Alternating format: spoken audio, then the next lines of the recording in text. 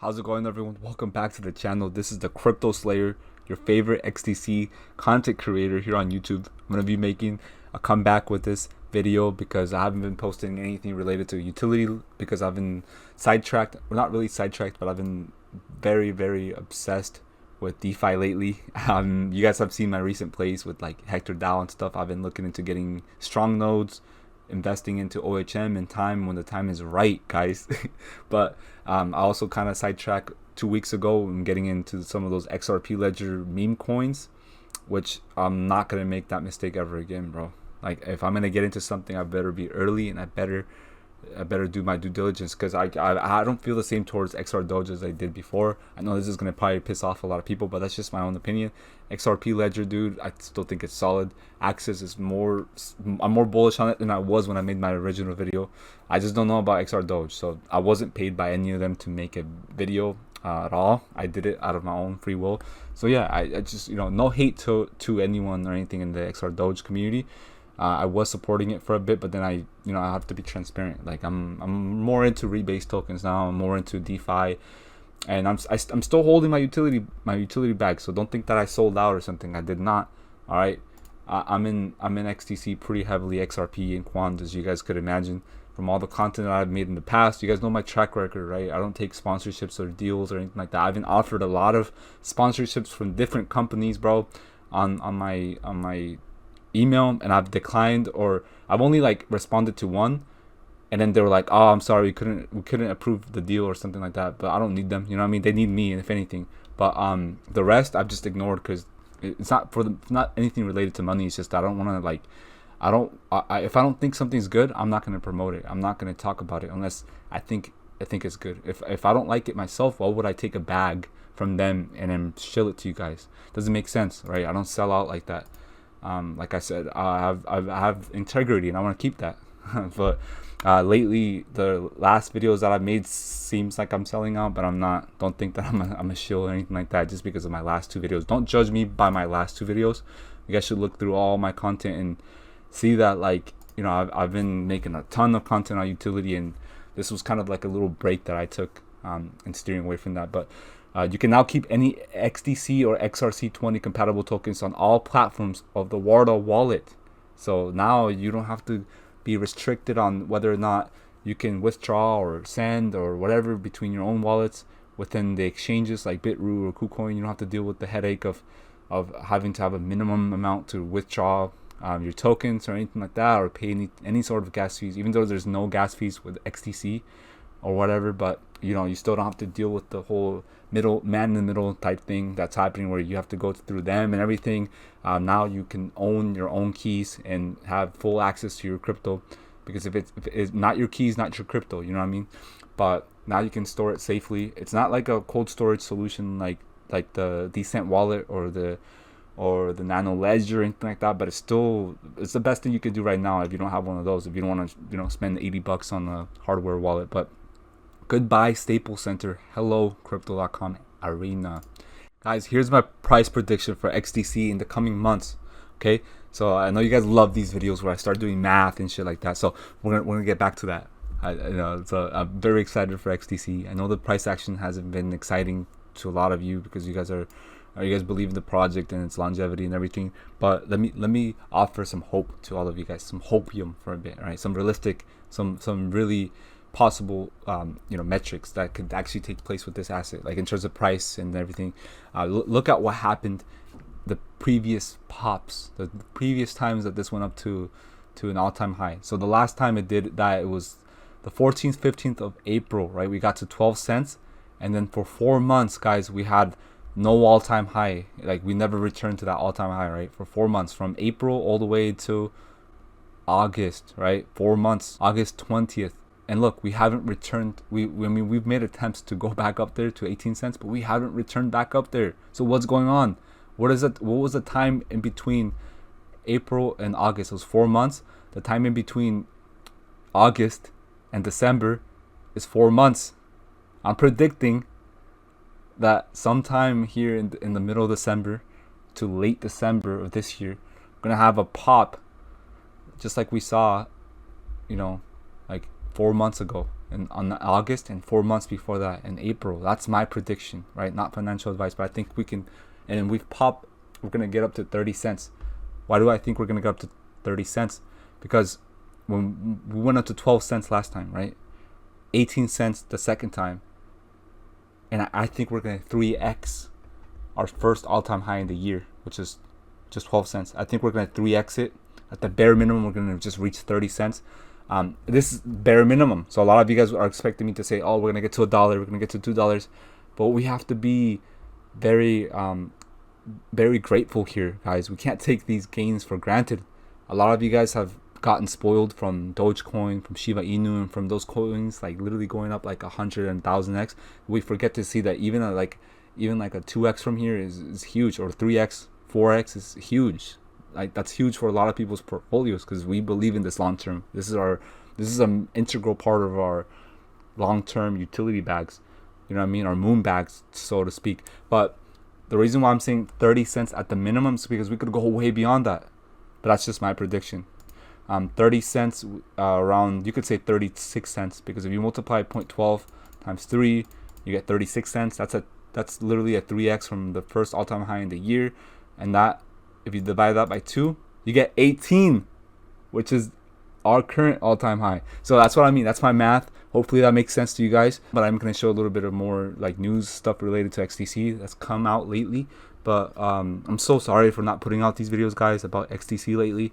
Like I said, I kind of took a break and steered away into DeFi for a bit, but I'm still here. Like I said, I didn't sell out or anything. I love XDC, I love XRP, I love Quant, I love all the ISO compliant tokens. I like the Hyperledger connected companies and networks and everything. You know, all that R3 Corda, you know it. That's why I'm thinking 36 cents, you know, sort of price. And then from there, the sky's the limit, literally. 36 cents, you gotta remember that XRP was around there, around November of last year and December. And then it popped right before the SEC lawsuit dropped on Ripple. So who knows? What if this happens? What if this moves like XRP did in 2017 and XDC ends up going to $2, maybe even $3? That's what a lot of people have been predicting for the past 3 years, is that XDC moves like XRP because of like it has an even lower circulating supply. So anything is possible. 36 cents. We're literally looking at, I think, if we have $1 billion for 8 cents, that's about 4 to 5 billion in the market cap for 36 cents, around there. You know, don't quote me on that. The fully diluted right now is 3.3 billion, but I think we're gonna see an expansion of this as well as an expansion of the market cap that's currently reported on CoinMarketCap. Good thing to see that circulating supply is verified on the XDC network. I almost said the Ethereum network, but yeah, this is a fork of the Ethereum and the JPM Quorum's coin. So KuCoin, the on and off ramp so far, Bittrex, Bitfinex. Yeah, I mean this is solid, guys. If we can get onto Gemini, Coinbase, or Uphold, this coin is just not going to come back to these prices ever again.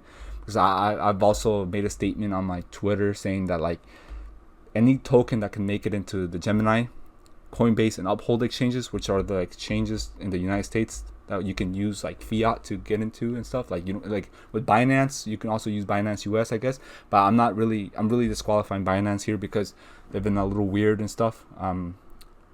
They've been more transparent in the US side of things, but you know, the global Binance conglomerate and everything, it's been kind of weird. But I don't really count it as a good exchange because they actually liquidate people. Now that's what I've heard, so I'm not making that statement. I'm just saying something that I've heard from others saying, is that they actually get involved in liquidating people out of nowhere and shit like that. So I don't support that. I don't like leverage. I think it's like gambling. But what I am trying to say is that I think that Gemini, Coinbase, Uphold, and yeah, KuCoin and Bitroo are really good exchanges, but I just prefer those three because those three are the main US exchanges like that. You don't have to get on a VPN to use, and you can use your credit card and get cash back and all that stuff with these exchanges. So and I think with Gemini you can even use leverage up to 5x, but it's pretty regulated, so it's safe, I guess. You're not going to be like getting in trouble or anything like that, or they're not going to be getting in trouble. But because you as an investor, you really can't get in trouble because you know, you're an investor, right? If you lose money with an unregulated exchange, it's up to you. It was your decision. But the only person that can get in trouble is the entity the person that was offering you those services and things. That's why Binance doesn't offer futures or leverage to U.S. investors, because it's like it's a risk. You know, the U.S. government's actually trying to protect you from wrecking yourself with 100x leverage, and literally with like the price will move like a tenth of a penny and you're done at 100 to 200x leverage, you're finished. So that's what I mean by they're trying to actually protect you, because a lot of people, like, they get addicted to this sort of stuff because they're like, oh, I did a 10x 20x, and then they try to repeat the process without any real, like, you know, technical analysis or fundamental analysis behind their moves, and then they get wrecked, and then they're, you know what I mean, and now the exchange is liable. So a lot of this stuff is here. A lot of these regulations, guys, are here to protect you, so they're good. I know, I'm just saying in general, guys, those 3 exchanges are the ones, like, if you get a token on there, which is Gemini, Coinbase, and Uphold, you made it as a cryptocurrency. I think that from a retail investor side of things, we can bring up the price if this gets added onto new exchanges, especially the ones that I mentioned that are widely available to U.S. investors, because no one wants to get really too much into these unregulated exchanges and leaving their funds on there. Like KuCoin and BitTrue, yeah, they're great exchanges, but you do have to use a VPN. You can't really get verified if you're from the US. So you have to just send yourself crypto and exchange that crypto within their own ecosystem and centralized exchange. And that's something that most people don't want to do and rely on. So once this gets added on to Gemini, Coinbase, Uphold, I think it's game over for this price. We're not going to see anything like this ever again in terms of price action, and it being at these levels. But once we get some adoption from the institutional side of things, and we get some organic growth and something that's sustainable, which I think can only come from utility, then I think that's what's going to really take us to the stratosphere. Is just that this gets utilized and leveraged for the global trade finance use case, which is, you know, cross-border payments within that, and just remittances. Also the fact that you can create smart contracts on here, build on top of this, make your own dApps. There's one that's called the XSwap protocol, which is a decentralized app that hopefully will allow us to have our own decentralized exchange within the XDC network. And there's currently only like 1,000 holders for this XSP token that's built on XinFin. 13 billion total supply, 1,400 transfers. As you guys can already tell, this is when this launches, it's gonna have a very, very cheap price to it.